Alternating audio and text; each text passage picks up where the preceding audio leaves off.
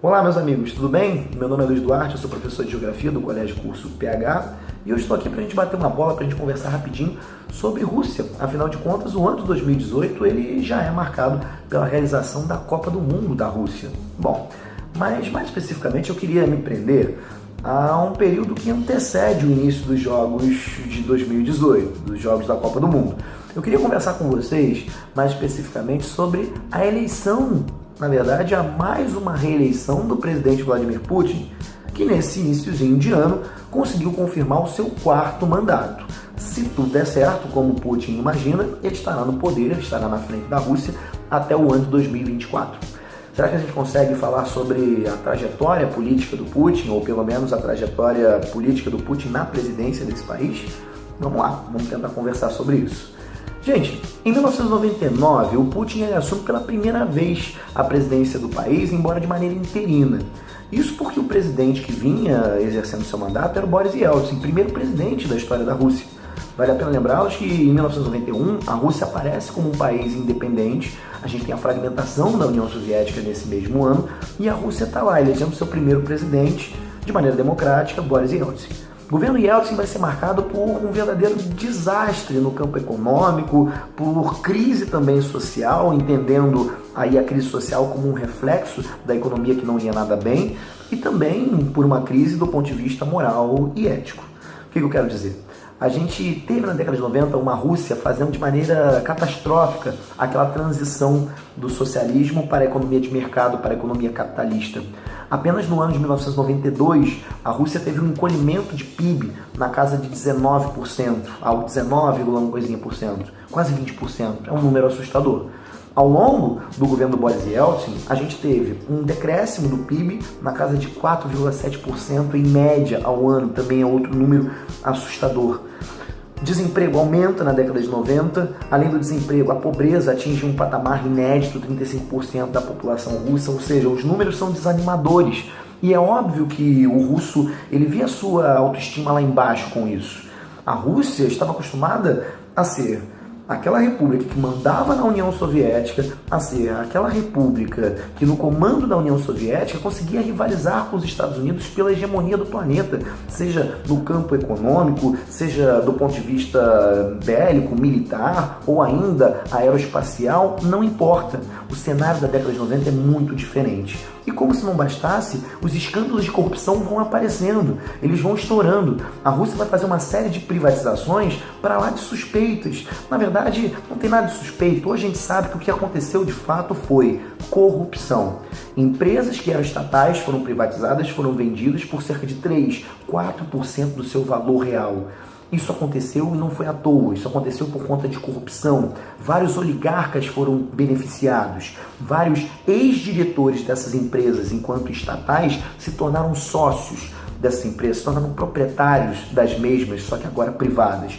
E isso acontece porque esses oligarcas usam da sua influência, usam do seu poder na gestão de Boris Yeltsin para um favorecimento próprio. É no meio desse cenário assombroso que a gente tem Putin no ano 2000 se elegendo um presidente. Em 99 ele se torna presidente de maneira interina, ele que era primeiro-ministro e assume o cargo de presidente. Em 2000 ele é eleito democraticamente, governa por um mandato e emenda um mandato em outro, ele é reeleito e governa assim até o ano de 2008. De 2000 até 2008, taxa de crescimento média do PIB russo. 7%. Olha como esse número é contrastante em relação àquele anterior da década de 90. Vladimir Putin muda a realidade econômica e social do seu país. E com isso ganha popularidade também. Vladimir Putin, em 2008, para muitos, conseguiria um 3º mandato consecutivo, mas para isso teria que mudar a Constituição do seu país. Ele não chega a fazer, embora a gente saiba que o Putin tem um lado bastante autoritário, e aí eu te afirmo isso porque sabemos que hoje o Putin ele exerce controle do seu parlamento, ele comanda o seu parlamento, ele tem o seu parlamento na mão, mas também o judiciário e a imprensa do país, seja ela privada ou a imprensa estatal, a imprensa pública, não importa. Muito bem, mas em 2008 o Putin não faz uma alteração de modo a que ele pudesse disputar uma nova eleição e ter um 3º mandato consecutivo. que ele faz? Ele apoia o seu braço direito, Dmitry Medvedev, que se candidata e é eleito. Dmitry Medvedev vai governar por 4 anos e depois de 4 anos, em 2012, o Putin volta a participar de uma eleição presidencial e é eleito para o seu 3º mandato. Não fiquem achando que nesse período de governo de Dmitry Medvedev, que faz uma espécie de continuação dos 2 mandatos anteriores de Putin, o Putin está afastado da política. Não, ele volta para o cargo de primeiro-ministro. Então, já comece a pensar na longa trajetória desse político, na participação da gestão do seu país. Muito bem, chegamos no ano de 2012. Putin é eleito para um 3º mandato, que só se encerraria nesse ano de 2018. Eu gostaria que você prestasse muita atenção, especificamente nesse ano, 2014, um ano que está dentro do 3º mandato de Putin. Nesse ano, o desempenho da economia russa vai ser diferente. A Rússia cresceu 0,7% no ano de 2014 e a gente pode atribuir a isso a queda no preço das commodities. No ano de 2014, a gente tem uma queda no preço da soja, uma queda no preço também do petróleo, uma queda no preço de todas as commodities. O Brasil, inclusive, vai ser afetado, justamente porque o Brasil é um país que depende das exportações do minério de ferro, que tem seu preço rebaixado, da soja, que tem seu preço rebaixado, do petróleo. A Rússia, em especial, ela é extremamente dependente da produção e exportação de petróleo. A gente pode colocar aqui que se o preço do petróleo está alto, há uma tendência da economia russa também ter um bom desempenho. Se o preço do petróleo está baixo, há uma tendência da economia russa não apresentar um desempenho tão bom assim. Por conta da queda no preço do barril do petróleo de forma assintosa no ano de 2014, a gente tem um desempenho não tão bom dessa economia russa. É quando Vladimir Putin começa a ficar preocupado com a sua popularidade, que cai, mas também não chega a um número nem um pouco espantoso, preocupante para muitos presidentes, para a maior parte dos chefes de governo do mundo. Digamos que no auge da sua impopularidade, o índice de aprovação de Vladimir Putin ficou na casa de 60%. Putin não quer saber, não quer esperar. É nesse mesmo ano, em 2014, que ele inventa uma guerra contra a Ucrânia, que tem como centro da questão a anexação da Crimeia. Com a anexação da Crimeia, muitos russos vão vibrar porque vão lembrar de um passado expansionista russo, de Império Russo ou de União Soviética. Putin entende que a anexação da Crimeia seria estratégica para que a Rússia exercesse uma maior soberania no Mar Negro, que é uma importante rota de passagem para os navios chegarem até o Ocidente, e Mar Negro também, que abriga um projeto russo de criação de dutos, é o tal do Turk Stream.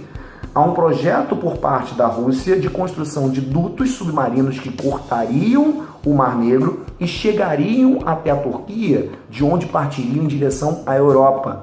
Objetivo desse Turk Stream, da criação desse novo duto, diminuir a dependência atual que a Rússia tem da Ucrânia. Existem vários dutos russos que cortam a Ucrânia e a partir daí a gente pode dizer que a Ucrânia é o principal país de trânsito para o gás russo chegar na Europa. A Europa consome muito gás, a Europa é a grande área do planeta importadora de gás e cerca de 30% do gás que é consumido na Europa vem da Rússia. Isso é muita coisa. Sem dúvida alguma, Vladimir Putin, em 2014, está muito preocupado com a dependência que ele tem em relação à Ucrânia, principalmente porque há uma troca presidencial no país. Assume a presidência da Ucrânia Petro Poroshenko, é o atual presidente, um presidente pró-União Europeia. Diferentemente do presidente anterior, Viktor Yanukovych, um presidente que era pró-Rússia, esse presidente atual é um presidente que está mais alinhado com os interesses da União Europeia. O Putin vê isso como algo preocupante. A anexação da Crimeia garante soberania para a Rússia na base naval de Sebastopol, uma base que sempre foi utilizada pelos russos, mas que agora, com a troca de poder, com a ascensão de Petro Poroshenko, dúvidas pairavam. Putin não quer arriscar, ele faz a anexação da Crimeia estimulando ali uma votação, um referendo. A maior parte da população da Crimeia, vale a pena a gente destacar, é de maioria étnica russa, e a gente tem aí um fato muito interessante, uma colaboração a partir dessa questão étnico-cultural para que a gente tenha, de fato, uma votação expressiva. Mais de 90% da população da Crimeia pede a independência e anexação à Rússia. Vladimir Putin faz isso. Reparem o quanto esse presidente é estratégico.